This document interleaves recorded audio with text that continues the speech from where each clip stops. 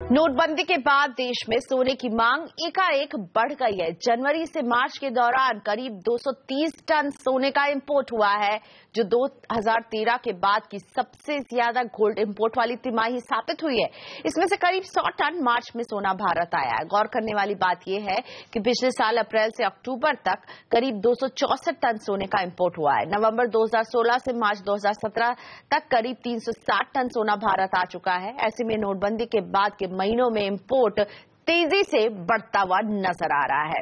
और हमारे साथ जुड़ रहे हैं बॉम्बे ज्वेलर एसोसिएशन के वाइस प्रेसिडेंट कुमार जैन। कुमार जी, स्वागत है आपका सीएनबीसी आवाज पर। नमस्ते। सबसे पहले तो ये बताइए कि नोटबंदी के बाद सभी इंडस्ट्री की रफ्तार जो है सब में ब्रेक लग गया है, सब धीमे पड़ गए हैं, लेकिन सोने की डिमांड कहां से इतनी बढ़ गई है, जो पिछले 5 महीने में नवंबर से पहले के 7 महीने के मुकाबले भी ज्यादा सोना इंपोर्ट होते हुए हम देख रहे हैं?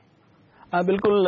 जहां तक सवाल है टोटल इंपोर्ट का, सालाना करीबन ये 2015 और 16 के पहले करीबन 1000 से 1100 टन सोना एवरेज इंपोर्ट होता था। तो उसका एवरेज, महीने का एवरेज लिया जाए तो 80-90 टन के आसपास होता। उसमें नवंबर से लेके अगर जून तक देखा जाए तो ग्रेजुअली सोना बढ़ता जाता था। मतलब 60, 70, 80 टन, 90 टन, यहां तक कि अप्रैल में 140, 142 टन तक का भी इंपोर्ट होता था। लेकिन अब ये गत वर्षों में 2 साल से यहाँ पे एकदम सूखा और अकाल की वजह से थोड़ी मांग घटी हुई थी। इंपोर्ट भी सोना जो था 26-27 हजार के लेवल से बढ़ के 30-31 हजार तक गया था। तो इंपोर्ट भी कहीं 700-800 टन के आसपास है। लेकिन यूजुअली ये देखा गया था कि नवंबर से लेकर जून में शादियों का पीरियड और यहाँ पे फेस्टिवल्स जो सीजन रहते हैं, जैसे कि अक्षय तृतीया, जैसे कि दशहरा, धनतेरस और कई जो गुड़ी पड़वा, इस तरह के जो पर्व रहते हैं, उस पीरियड में एक अच्छी मांग आती है। और उसमें क्या रहता है कि जो इन्वेस्टर्स रहते हैं या छोटे छोटे इस ओकेजन पे अच्छा शुभ मान के जो सोने लेने वाले रहते हैं, वो भी मार्केट में निकलते हैं सोना लेने के लिए। इसके लिए इसमें जो 80 या 90 या 100 टन जो इस बार मार्च में आया है, वो एक नॉर्मल है। आप इसको बहुत बड़ा नहीं है, लेकिन कंपेरिजन में पास्ट का देखें कि भी जो अक्टूबर या उसके पहले 4 महीने 5 महीने पहले का जो पीरियड था, जिसमें 203 टन आया, और फिर इसके बाद जो नोटबंदी आई और नोटबंदी से लेकर अभी तक जो 360 टन आया, ये बिल्कुल डेफिनेटली कहीं ना कहीं एक मांग है।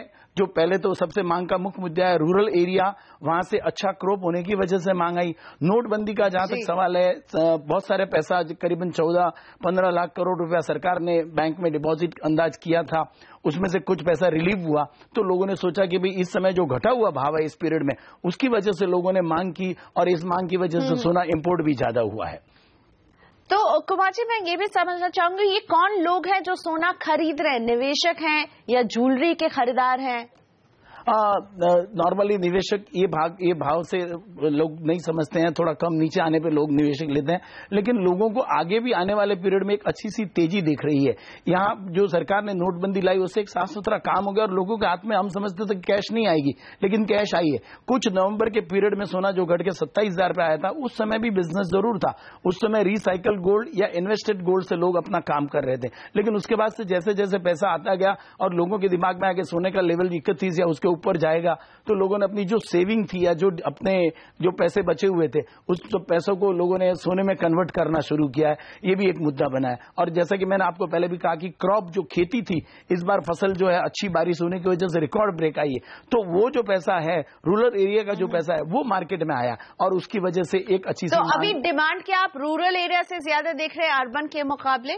बिल्कुल। अर्बन एरिया में तो जो सिटी है, मेट्रो सिटी का देखा जाए तो हम देखते हैं कि यहाँ पे जो बायर्स हैं, वो सिर्फ अपनी ज्वेलरी शादी के निमित्त पे जो भी है, और वो भी रिसाइकल गोल्ड या इन्वेस्टेड गोल्ड से लेके कन्वर्ट करके आ रहे हैं। लेकिन जहां तक गांव वाले और वहां के जो अंदर जो रूरल एरिया है, वहां का जो मांग है, उसकी मांग कैश से आ रही है। तो वो क्रॉप की वजह से आ रही है और अच्छी खेती की वजह से आ रही है। क्या यही वजह है कि नोटबंदी से पहले धनतेरस में हमने देखा था कि डिमांड बिल्कुल ठंडा था, लेकिन अब डिमांड बढ़ा हुआ है? तो इसमें एक हम देख रहे हैं कि जो ग्रामीण भारत है वो काफी खरीद रहा है इसमें। नहीं, पहले तो करेक्शन करते हैं कि दशहरा मंदी थी, धनतेरस में इस बार भी रिकॉर्ड रेट 450 करोड़ रुपए का मुंबई और महाराष्ट्र का सेल था। तो कहीं न कहीं लोगों के दिमाग में था कि भाई सोना घटा हुआ। अब सवाल जब टोटल सेल का लगता है तो अभी धीरे धीरे ग्रेजुअली, मैंने आपको जैसे अभी कहा कि पैसा आ रहा है, और पैसा आते ही लोग हमेशा, आज नहीं सदियों से लोग सोने में विश्वास रखते हैं कि सोना एक ऐसी चीज है कि शादियों में भी सोने को स्त्री धन माना गया है। इन्वेस्टमेंट के तौर पर अगर देखा जाए तो बहुत बार हमने पेपरों में पढ़ा कि आज की तारीख में हमारे हिंदुस्तान की बहनों के पास में करीबन 25,000 टन सोना रखा हुआ पड़ा है। तो एक अटूट विश्वास सोने का है इन्वेस्टमेंट के लिए, जरूरत में एक सोना ही ऐसी चीज है जो हमेशा काम करता है। तो इसका तो डिमांड के लिए आप कुछ बोल ही नहीं सकते हैं। तो एक जो सेफ हेवन का एक जो तमगा मिला हुआ है सोने को, वो कहीं ना कहीं काम कर रहा है। लेकिन ये बताइए कुमार जी, अब जो कैश ट्रांजैक्शन पर रोक लगी हुई है 2 लाख रुपए के ऊपर के कैश ट्रांजैक्शन पर, क्या आप इसका असर अपने बिजनेस में किस तरह से देख रहे हैं? क्या डिमांड पर इसका असर आप देख रहे हैं? थोड़ा प्रेशर में रहता है डिमांड अर्बन एरियाज में इस वजह से? मैं एक छोटा सा एग्जांपल देता हूं कि हिंदुस्तान में 125 करोड़ लोग हैं। इसमें से 25 से लेके 45 तक की उम्र के 50% लोग हैं। उन्होंने आज से नहीं, ये जो एटीएम है या एनएफटी है या ऑनलाइन है, तो ये इस तरह से जो कार्ड होल्डर है वो आज से नहीं, वो शुरू से बच्चे जो यंग जनरेशन है वो इस प्रैक्टिस में लगी हुई है। तो उनके लिए कोई बड़ी बात नहीं है। हम भी आज बिजनेस कर रहे हैं, हमारे पास जितने भी कस्टमर आए या तो हमको ऑनलाइन पेमेंट करते हैं या आरटीजीएस करते हैं या कार्ड लेके आते हैं। छोटे छोटे अमाउंट में जितने भी रहते हैं 2 लाख के नीचे तो उस तरह से पेमेंट होता है, और 2 लाख के ऊपर होता है तो उनको पैन कार्ड का इंस्ट्रक्शन दिया हुआ तो पैन कार्ड लाके माल लेके जाते हैं। तो ये कहीं पे भी इसकी डिमांड कम नहीं होगी। आने वाले समय में भी अगर भाव कुछ बढ़ता है, सरकार की बंदी जो आती है, उसके बावजूद भी लोगों का खिंचाव जो है सोने के प्रति पूरा ऐसे का ऐसा ही है। लेकिन गोल्ड ईटीएफ्स में तो निवेश घट रहा है कुमार जी। दूसरी ओर सरकार का गोल्ड बॉन्ड भी है, ऊपर से कैश को लेकर सरकार की सख्ती, जिस पर अभी मैंने आपसे सवाल पूछा था। ऐसे में आप ये कह सकते हैं कि सोने की फिजिकल डिमांड अभी भी जस की तस बनी हुई है? हाँ बिल्कुल। नहीं, जो इन्वेस्टमेंट जो पर्पज था लोगों का वो दिमाग से थोड़ा हट गया कि लोगों ने 25-26 हजार का भाव देखा था इस तेजी के पहले। उस समय वो देखने के बाद लोगों के दिमाग में ऐसा है कि जब इन्वेस्टर जितने भी है, नहीं वो पीरियड में भाव आएगा। और मैं भी एस्टिमेट करता हूं कि ये पीरियड जो जाएगा अभी शादियों का, और मिड जून के आसपास सोना एक बार 27,500 के आसपास आ सकता है, जो फिजिकल बोलते हैं 27,500 के लगभग आ सकता है। तो इस तरह से लोग मंदी भी देख रहे हैं, तो लोग रुके हुए, सहमे हुए, जहां तक इन्वेस्टरों का सवाल है। और जहां जिनकी शादियां घर में है या कोई भी ओकेजन घर में है, और जैसे कि अभी अक्षय तृतीया आ रहा है, ये सब देखते हुए लोग कहीं ना कहीं जाके अपने सोने को लेने के दिमाग में बिठा के रखे हुए और वे तैयारी कर रहे हैं इसकी। बिल्कुल, अक्षय तृतीया का आपने जिक्र किया। पिछले साल तो अक्षय तृतीया के आसपास आप लोग हड़ताल पर थे।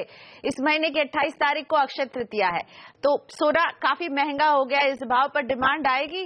बिल्कुल, इस बार अक्षय तृतीया 2 दिन आ रहा है, 28 सुबह से लेके 29 शाम तक है। तो इस वजह से हम समझते हैं कि हमारा इस बार अक्षय तृतीया बहुत सक्सेसफुल रहेगा। गत वर्ष तो हम हड़ताल पे थे, लेकिन लोग ले नहीं पाए, नहीं हम दे पाए। तो इस तरह हम पूरी जोर शोर से तैयारी कर रहे हैं। कस्टमर अभी आ रहे हैं, अभी से एडवांस बुकिंग भी करवा रहे हैं। कस्टमर ज्वेलरी लेनी है, शादियों का पीरियड है, जैनों का बहुत बड़ा तीर्थ अक्षय तृतीया माना गया है। और इस तरह से मिला जुला के इस बार हमारा अक्षय तृतीया भी एक सुपर डुपर हिट जाएगा।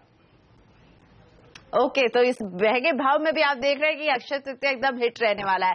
आखिरी सवाल कुमार जी, चूंकि आप सोने के कारोबार के अंदर की बात जानते हैं, हमें बताइए सोने की इस मांग के पीछे सरकार की ब्लैक मनी पर हो रहे एक्शन तो नहीं है? कई लोग अपना काला धन सोने में तो नहीं खबा रहे हैं? सर, लोगों ने बैंक में पूरा पैसा डाल दिया। लोग, सरकार का एस्टीमेट था कि कुछ 15,40,000 करोड़ रुपया अंदाज जो 500 और 1000 के नोटों में कन्वर्ट किया हुआ, वो पूरा पैसा लगभग 14 लाख के आसपास, 14,50,000 या 70,000 करोड़ पूरा पैसा आ गया। तो ये जो सरकार की जो अंदाज होगा, शायद कहीं ना कहीं कुछ मिस्टेक हो गई है, लेकिन उसमें प्रॉब्लम नहीं है। लोग अभी चाहते हैं कि अच्छा धंधा करें। हमारे आदरणीय प्रधानमंत्री जी की जो पॉलिसियां जो है ही अब तक, आने वाले समय में एक अच्छा देश का भविष्य चाहती है। और नई जनरेशन जिसके हाथ में अभी कारोबार है, जैसे कि मैंने पहले आपको कहा 25 से 45 तक की उम्र के लोग जो है, हमारी देश की आबादी के 50% लोग हैं, वो सही में अच्छा बिजनेस करना चाहते हैं, वो पढ़े लिखे लोग हैं और वो किसी प्रकार का टेंशन नहीं लेना चाहते, अच्छा काम करना चाहते हैं, सरकार को पूरा टैक्स देना चाहते हैं और अपनी दिनचर्या अच्छी करना चाहते हैं। तो ये जो पॉलिसियां हैं गवर्नमेंट की अच्छी है और आने वाले समय के लिए भी एक अच्छा सा सुंदर भविष्य हमारे देश का। बहुत धन्यवाद। कुमार जैन हमारे साथ थे, बॉम्बे ज्वेलर एसोसिएशन के वाइस प्रेसिडेंट।